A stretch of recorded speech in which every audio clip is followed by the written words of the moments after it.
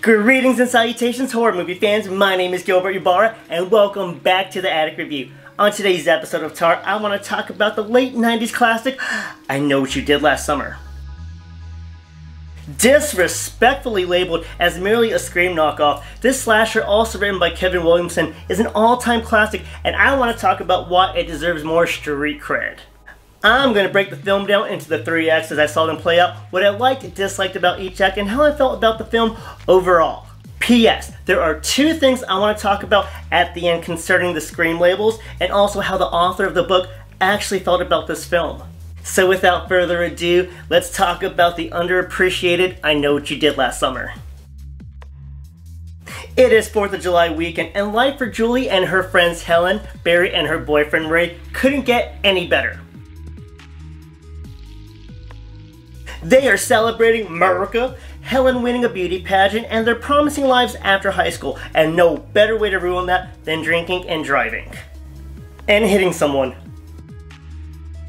And Julie has a conscience here and wants to do the right thing, but Barry's got some cruel intentions and forces the group to help him get rid of the body. And that body kind of puts up a good fight for being dead. And then Barry makes them all ultimate pinky swear to never talk about this accident, or they'll be locked away forever. So it's been a year of keeping that soul-eating secret. Let's see how fucked up they are. Yup, you guessed it. They are all stuck in the guilt of the past. Hell, only Julie left that town, and then Julie gets a letter stating, you guessed it, I know what your ass did last summer. I'm paraphrasing, but you get it. After talking to the cool-headed Barry, he goes off with the girl to go violently confront a guy named Max, who could have been a possible witness that night and maybe sent the letters? Barry storms off, and Helen leaves the docks to leave Julie and Ray alone so they can talk. Whatever. I'm just kidding. They compete in a little, no, my life is worse competition, and just, ugh, I hate the relationship. And we quietly end Act 1. And you know what I don't like about our relationship is that you're watching this without being subscribed, so please click subscribe. Thank you. Let's get into Act 1 likes and dislikes. Act 1 like, I love the Williamson vibe. Not his strongest script, but the incredible cast makes the first act fly fast.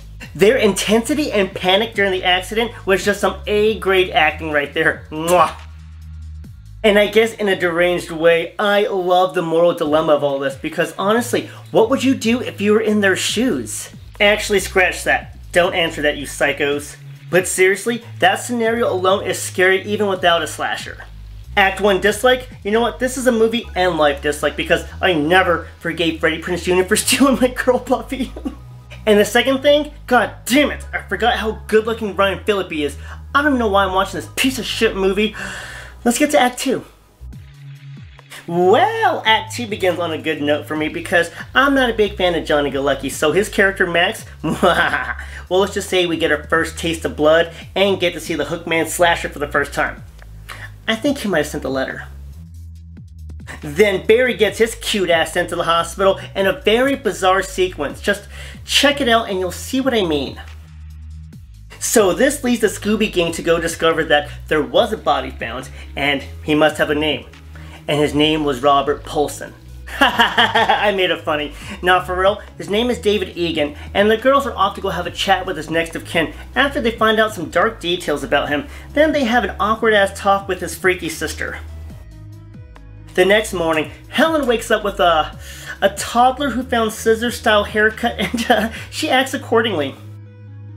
Then Julie, on her way over to Helen's, is freaking out, man, because she finds Max's dead body in her trunk with crabs swimming in his mouth.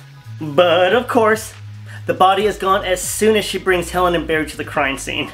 I'm gonna forgive Julie for being insane, as the reason for her delivering one of the cringiest moments in horror history. Go ahead, I'll let you watch. What are you waiting for? I can't even do it. Enough of that. Now the group thinks that Ray is the killer, and he is looking pretty sus.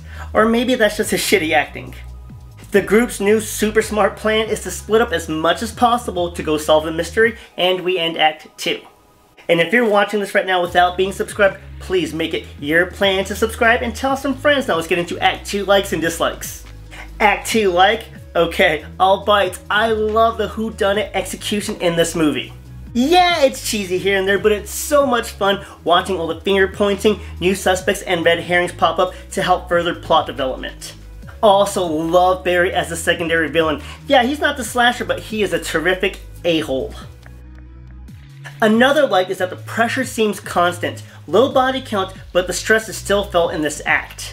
Act 2 dislike? I really hate the Ross-Rachel relationship that Julie and Ray have. It is so annoying, and I wish that the Hookman would have fixed that shit. And sorry to be rude, but I forget how much I do not enjoy Freddie Prinze Jr.'s acting. Whew. Another slight dislike is the low body count. Come on, man, give me a bone here. But let's get into Act 3 and the finale of I Know What You Did Last Summer. We start Act 3 with Barry and Julie being shitty detectives, but Julie does find out that their suspect list was wrong, and that they weren't the first ones to receive a threat about a summertime accident.